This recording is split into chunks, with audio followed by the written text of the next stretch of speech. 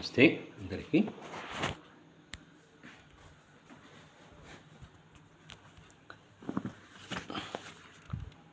భక్తి యోగం బై స్వామి వివేకానంద. ఇప్పుడు అవతారమూర్తులైన గురువులు, అవతార తత్వం. భగవన్నామం ఎక్కడ కీర్తించబడుతుందో ఆ స్థలం సైతం పవిత్రమవుతుంది.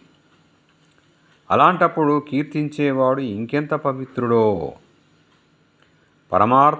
పరమార్థోపదేశం చేసే గురువర్యుణ్ణి ఎంత ఆదరంతో ఆశ్రయించాలో అలాంటి సద్గురువరేణ్యులు ఈ లోకంలో ఎంతో అరుదుగా ఉన్నారు. అయినా వాళ్ళు బొత్తిగా లేని సమయం మాత్రం ఎన్నడూ లేదు. మానవ జీవిత నందన వనంలో వారే పారిజాతాలు. వారు అహేతుక దయా సింధువులు. ఆచార్యం మాం విజానీయాత్. ఆచార్యం మాం విజానీయాత్. ఆచార్యుని నేనే అని తెలుసుకోవడం అని శ్రీకృష్ణ భగవానుడు భాగవతంలో తెలిపాడు. ఇలాంటి మహనీయులు ఎప్పుడు ఉండరో ఆ క్షణమే ప్రపంచం ఘోర నరకమై వినాశం కేసి పరిగెత్తుతుంది. సామాన్య గురుకోటి కంటే ఉన్నతము ఉదాత్తము అయిన ఆచార్య శ్రేణి లోకంలో ఉంది.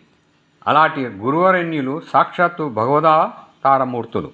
స్పర్శతో కేవలం సంకల్పంతో వారు మనలను పారమార్థిక శీలురుగా చేయగలరు. పరమ నికృష్టులు పతితులు వారి ఆజ్ఞామాత్రాన పరమ పావనులవుతారు. వారే గురువులకు గురువులు. మానవ రూపంలో దేవుడు ఎత్తే మహోన్నత అవతారాలు వారి మూలాననే కానీ భగవంతుని దర్శించలేం. వారిని ఆరాధించకుండా ఉండలేం. నిజానికి వారే మనకు అర్చనీయులు. మానవుడిగా అవతరించిన రూపంలోనే కానీ నిజానికి ఎవరూ భగవంతుని చూడలేరు. వేరు విధంగా చూడ ప్రయత్నిస్తే భగవంతుని గురించి ఘోర వికృత రూపాన్ని కల్పించుకొని మన కల్పన నిజమైన భగవద్ రూపానికి తీసిపోదని నమ్ముతూ ఉంటారు. వెనకటికి ఒక కథ ఉంది. ఒక తెలివి తక్కువ దద్దన్న ఎవరో శివ విగ్రహం చేయమని కోరగా అతగాడు అనేక రోజులు అఖండ పరిశ్రమ చేసి చివరకు ఒట్టి కోతి విగ్రహాన్ని చేశాడట. కాబట్టి భగవంతుడి అఖండ పరిపూర్ణ రూపాన్ని మనం భావింప ప్రయత్నించినప్పుడల్లా అపజయమే మనకు ఎదురవుతుంది. ఎందుకంటే మనం మానవులమై ఉన్నంత వరకు భగవంతుణ్ణి మానవుడి కంటే అతిరిక్తుడని ఎన్నడూ భావించలేము. మానవ స్వభావతీతులమై మనం అతన్ని యథారూపంలో చూసే సమయం వస్తుంది. కానీ మానవులపై ఉన్నంత వరకు మనం భగవంతుని మానవంతర్యామిగా మానవ రూపినిగానే ఆరాధించి తీరాలి. ఎన్ని చెప్పినా ఎంత ప్రయత్నించినా మానవుడిగా తప్ప భగవంతుని గురించి వేరే విధంగా భావించలేవు. దేవుని గురించి, ప్రపంచంలోని సమస్త విషయాలను గురించి ధీనిదివై మహోన్యాపాసాలు చేయవచ్చుగాక. మహాతార్కికుడివై భగవంతుడు మానవుడై అవతరిస్తాడు అనే సిద్ధాంతం వట్టి ప్రలాపం అని నిరూపిస్తావుగాక. కానీ అనుభవపూర్వకమైన వివేక దృష్టితో లోక వ్యవహారాన్ని క్షణం పరిశీలించి చూస్తే ఈ రకమైన మీ ప్రజ్ఞా విశేషానికి వెనుక ఏమున్నది? పూర్వానుస్వారం వట్టి కడబిడ లొడలొడ అవతార ఆరాధనను నిరసిస్తూ ఎవడైనా మహోపన్యాసం చేస్తుండగా మళ్ళా నువ్వు వినడం తటస్థించినప్పుడు అతన్ని కలిసి భగవంతుని గురించి అతడి అభిప్రాయం ఏమిటో సర్వశక్తిమత్వం, సర్వవ్యాపకత్వం మొదలైన మాటలకు వర్ణక్రమాన్ని మించి అతగాడికి ఏమి తెలుసో అడగండి. నిజానికి వీటిని గురించి అతడికి ఏమీ తెలియదు.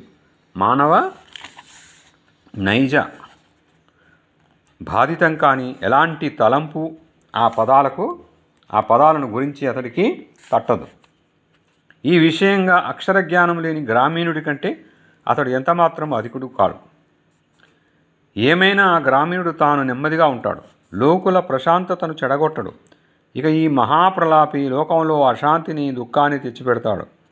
ఎన్ని చెప్పినా సాక్షాత్కారమే మతధర్మం. వాచలతకు ఆత్మానుభూతికి ఉన్న వ్యత్యాసాన్ని మనం చక్కగా గమనించవలసి ఉంది. హృదయాంతరాలంలో మనం పొందే అనుభూతే సాక్షాత్కారం. ఈ విషయంగా సామాన్య వివేకం అంతటి అసామాన్యమైనది మరొకటి లేదు. సావధికమైన మన ప్రస్తుతావస్థలో భగవంతుని గురించి మానవ రూపంలోనే కానీ అన్యదా భావించలేము.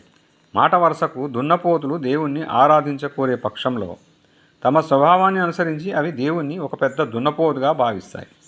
ఒక చేప భగవంతుని ఆరాధించాలనుకుంటే భగవంతుడు ఒక పెద్ద చేప అని భావించక తప్పదు. ఇలాగే మానవుడు దేవుని గురించి మనిషిగా భావించవలసిందే. ఈ భావనలన్నీ మందంగా పారే ఊహలు కావు. మానవుడు దున్న చేపు ఇవన్నీ వివిధ పాత్రలని భావించాలి. ఈ పాత్రలన్నీ తమ తమ రూప సామర్థ్యాల మేరకు అమృత పూరితాల అవడానికి భగవత్ సాగరానికి పోతాయి. మనిషిలో ఈ అమృతం మానవ రూపాన్ని, దున్నలో దున్న రూపాన్ని, చేపలో చేప రూపాన్ని పొందుతుంది. ఈ పాత్రలు ఒక్కో దాంట్లో ఉన్నది భగవత్ సాగరామృతమే. మనుషులు చూసేటప్పుడు భగవంతుడు మానవుడుగానే అగుపడతాడు. జంతువులకు ఏమైనా భగవద్భావం ఉంటే వాటి ఆదర్శ సామర్థ్యాల మేరకు భగవంతుడు జంతువుగానే అగపడి తీరుతాడు. కాబట్టి దేవుణ్ణి మనం మానవుడిగా చూడవలసింది. అందుచేత మానవ రూపంలో మనం అతన్ని ఆరాధించవలసి ఉన్నాం. వేరే మార్గం లేదు. 2 రకాలైన మనుషులు భగవంతుని మానవుడిగా ఆరాధించరు. అసలు పారమార్థిక చింతలేని మానవ పశువు ఒకడు. సమస్త మానవ దోషాతీతుడై మానవ స్వభాతీతుడైన పరమహంస ఒకడు. పరమహంసకు సమస్త ప్రకృతి అతడి ఆత్మే. అతడే యథారూపంలో భగవంతుని ఉపాసించ సమర్థుడు. ఇతర విషయాలు అన్నిట్లోనూ మాదిరే ఇక్కడ పరమ నీచోచ్చ స్థితులు సమంగా ఉన్నట్లు కనిపిస్తుంది. పరమజ్ఞానులు, పరమ మూఢులు అనే 2 తెగలవారు భగవంతుని ఉపాసించరు. యజ్ఞానం చేత మానవ పశువు ఉపాసించడు. తమలోనే భగవత్ సాక్షాత్కారం పొందడం చేత జీవన్ముక్తులు ఉపాసించరు. ఈ 2 స్థితులకు మధ్య ఉన్న వ్యక్తి ఎవడైనా భగవంతుని మానవ రూపంలో తాను ఆరాధించనని మీతో చెబితే ఆ వ్యక్తి విషయంలో ప్రేమతో తగు శ్రద్ధ వహించండి. అతడు తన బాధ్యత నెరగని కేవల ప్రలాపి. ఇంతకంటే కఠినమైన పదాన్ని వాడదలుచుకోలేదు. అతడు మతం మట్టి బుర్రలకు మతిలేని వారికే కానీ ఇతరులకు కాదు. మానవుడి దోషాలను గ్రహించి కరుణాపయోనిధి అయిన భగవానుడు లోక కళ్యాణానికై మానవ రూపంలో అవతరిస్తాడు.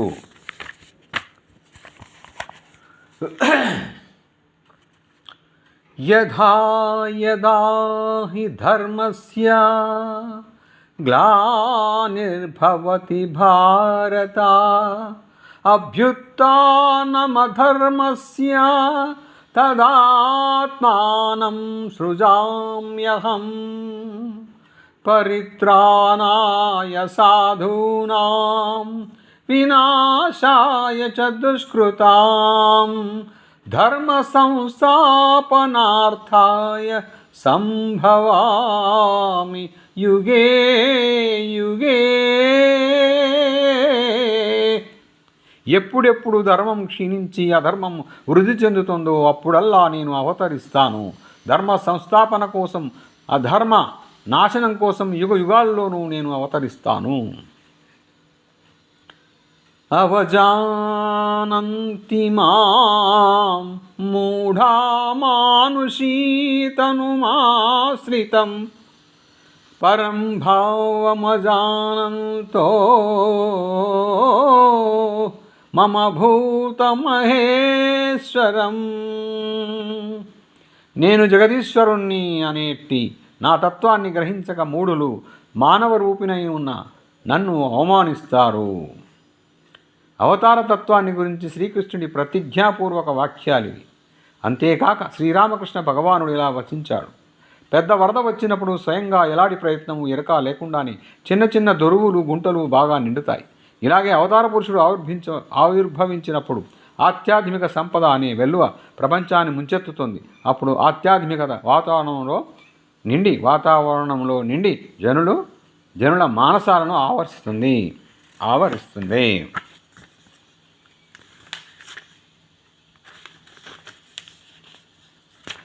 ఓకే అండి. Thank you viewers, thank you subscribers, thank you one and all.